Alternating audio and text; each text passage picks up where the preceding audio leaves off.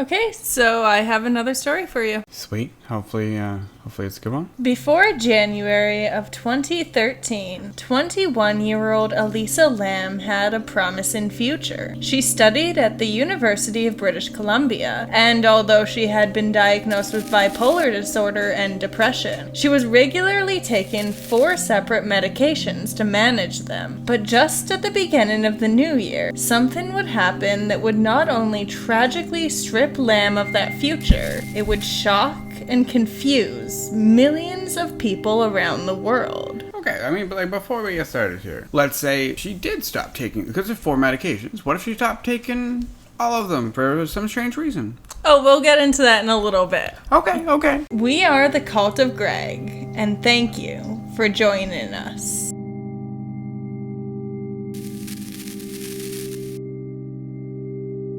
In mid-2010, Elisa Lam began a blog through Blogspot under the name Ether Fields. Here, Elisa would post pictures of models, in between writing extensively about her struggles with depression. On January 27th, 2012, she made a post to her blog under the title, "You're always haunted by the idea you're wasting your life." A quote by Chuck Palahniuk.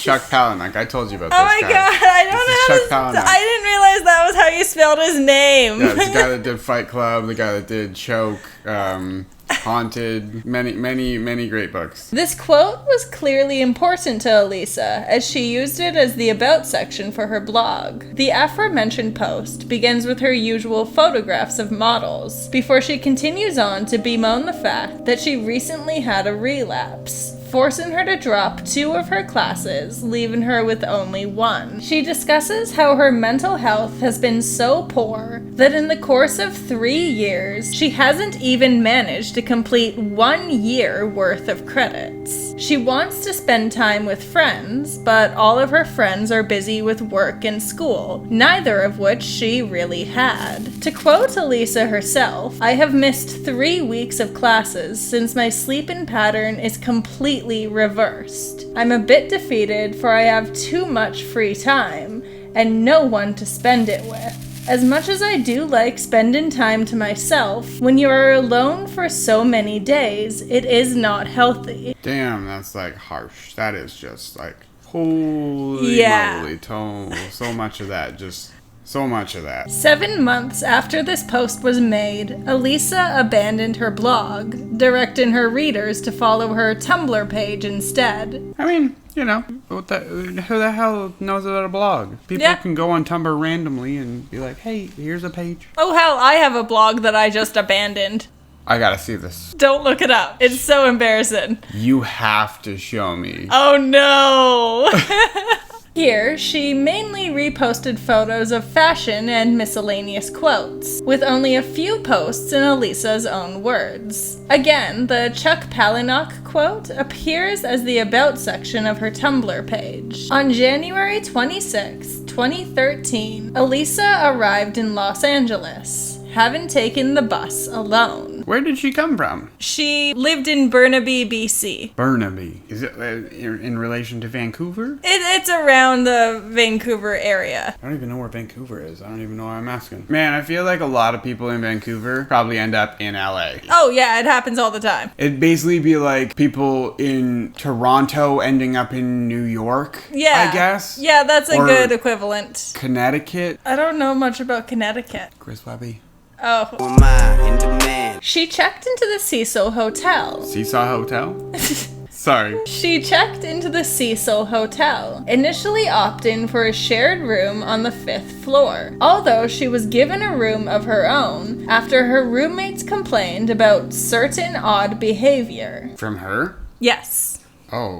While Elisa was on vacation, she had apparently contacted her family every single day, just to make sure they knew she was alright. January 31st, the day that Elisa was scheduled to check out of the Cecil Hotel, was the first day that her family did not hear from her. They would never hear from her again.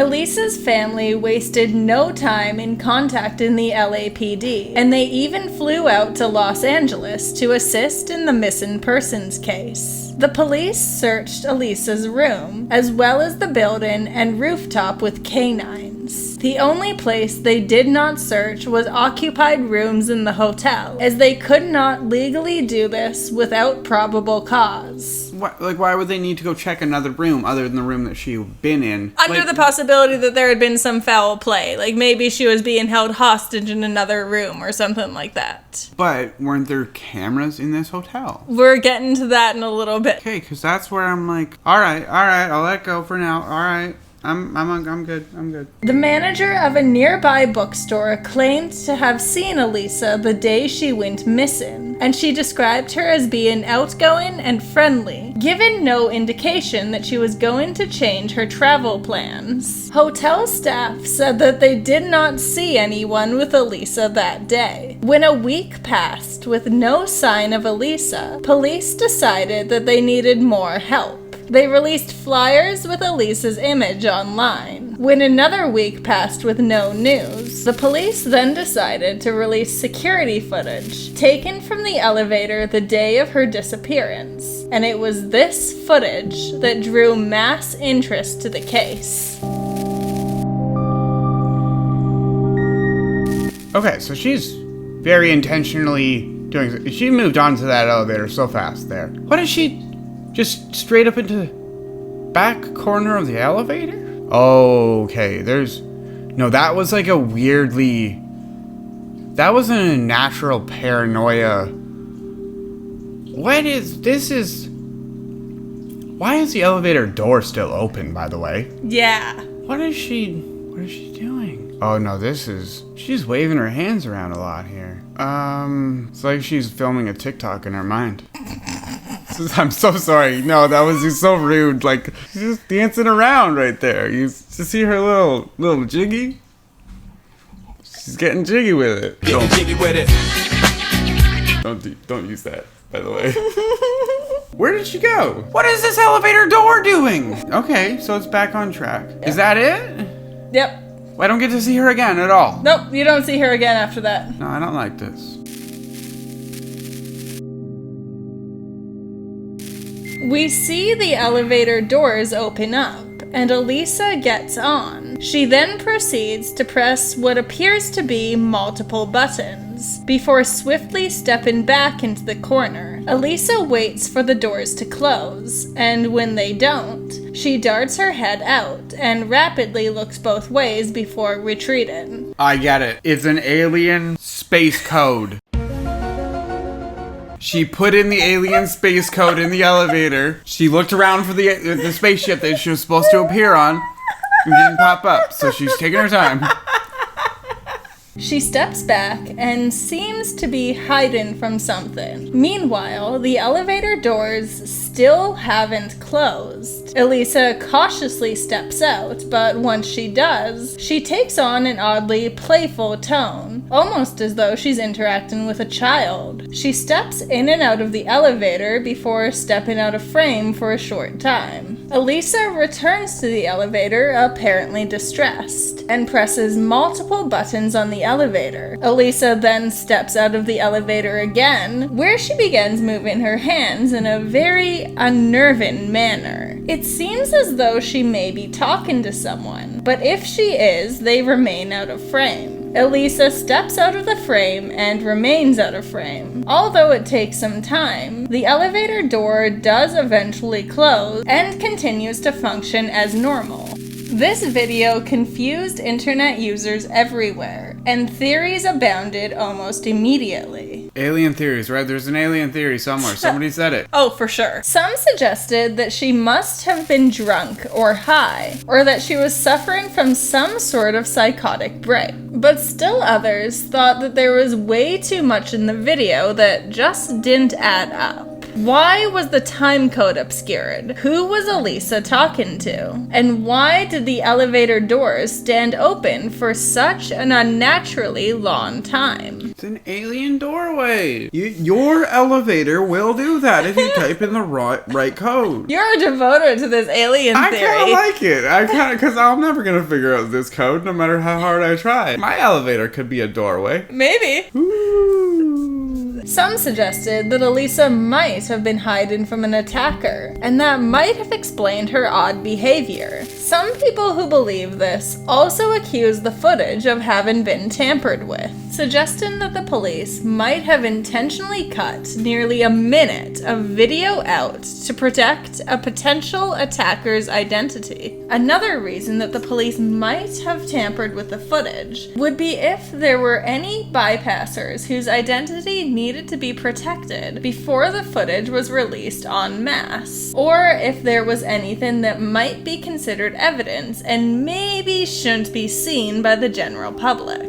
Still others pointed to the dark history of the Cecil Hotel as a potential cause for Elisa's odd behavior. The Cecil Hotel fell into hard times during the Great Depression, and ever since then, bad luck seemed to plague it. Serial killers Richard Ramirez and Jack Unterweger were both known to have stayed... Right. Sorry to interrupt. I know Richard Ramirez, the Night Stalker. I got him. Jack Unterweger, less of a household name. Jack Unterweger. So, Jack Unterweger was an Australian serial killer suspected to have killed 12 to 15 people. Alright. So, serial killers Richard Ramirez and Jack Unterweger were both known to have stayed at the Cecil Hotel while active. And in 1964, a woman named Goldie Osgood was raped and murdered in a room at the Cecil Hotel. On top of this, a number of suicides were known to have taken place there, including one that resulted in the death of a pedestrian passing by the hotel. So this guy got hit by a falling body.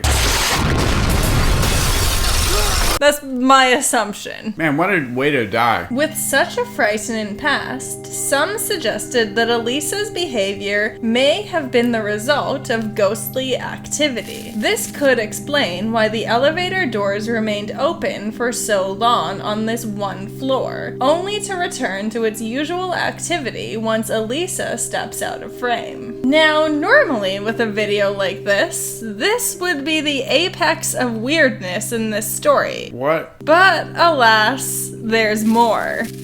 Guests at the Cecil Hotel began complaining about poor water pressure, and after a time, they began to say that the water was black and it had an unusual taste. This prompted the hotel to check out the 1,000-gallon tanks that provided water to the guest rooms, a kitchen, and a coffee shop. In one of these tanks, Elisa's naked and bloated corpse was found floating, with her clothes discarded next to her. The coroner reported that Elisa had died from accidental drowning. Accidental drowning? You get into a water tank? Oh, wait until you see how weird this story gets. No, Just you no, wait. it's already What are you talking about? It's just, no. What is And any it's of still this? not done. They could find no sign that she had been physically or sexually assaulted. There were signs of her medication, Sinutab, and ibuprofen in her blood. She had a blood alcohol level of 0.02, but there were no signs of recreational drugs in her system. And even the question of how Elisa got up there becomes problematic. The doors leading to the roof are kept locked. Only staff members have the passcodes and keys, and if Elisa had tried to break the lock, it would have sounded an alarm. And even once Elisa got onto the roof, all 4 tanks are 4 by 8 foot cylinders propped up on concrete blocks. They have no fixed access point, and employees at the hotel have to use a ladder to so much as look at the water. Not only that, but the hatch to the tanks are incredibly heavy, and they would have been difficult to close from the inside. And if you'll remember, the police did search the rooftop with dogs after Elisa initially disappeared, although they did admit that they didn't search around the tanks extensively. Eventually, it was discovered that Elisa could have accessed the roof through the fire escape, and that on the night of her disappearance, 2 of the water tanks had been left open. But this still doesn't explain how she could have climbed up to the tanks, or closed them from the inside, or that haunting video of her on the elevator. This is just getting really freaky. I kinda think I'm gonna have nightmares tonight. Still think it's aliens? No, the part of my mind that thought that is so terrified that it might be aliens that I don't want to think about that anymore because that's really scary. Like, no, I'm out. The story's over. Please tell me the story's over. Like, how can it? No, okay. It's so there's no explanation to any of this.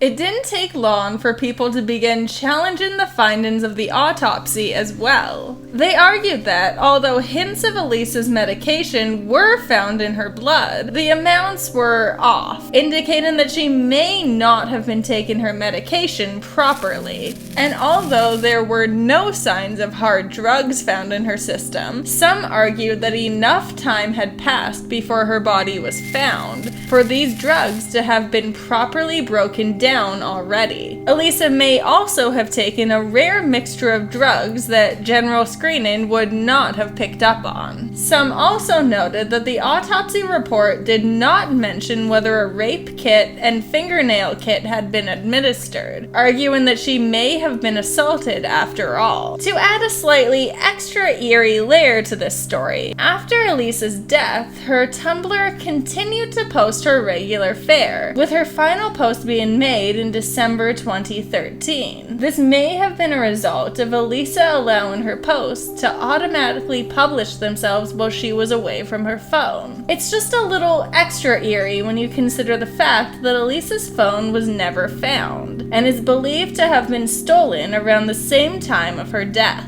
Okay, so maybe somebody with a little bit extra resources wanted to just kill her, I guess, and then take her phone to They were just really jealous of that Tumblr career. Well, okay, I mean, I could get that. Everyone's jealous of that online career. I'm not seeing Tumblr making much money, even back in the days when Tumblr was big, though. No, honestly, that was just a community. Elisa's parents filed a wrongful death suit against the hotel, claiming that they had knowingly behaved in ways that put their guests in danger. No, because that elevator was doing some creepy and that's not normal for our hotel ever. We didn't purposely just leave our elevator doors open. Like we're hanging out at the middle of 3 a.m. watching the security cameras being like, oh my god, there's a girl on the elevator, she's playing peekaboo. Let's make her think that something's happening and just keep the door open. But as nobody could prove how Elisa had gotten into the water tank, the suit was dropped. And to this day, we don't know what happened to Elisa in her final moments. Was she suffering a psychotic break? Was she being pursued by something, supernatural or otherwise? Why does she look so distressed? And who is she talking to here? There are so many questions, and the final answer of accidental drowning doesn't really satisfy. No, it does. Aliens?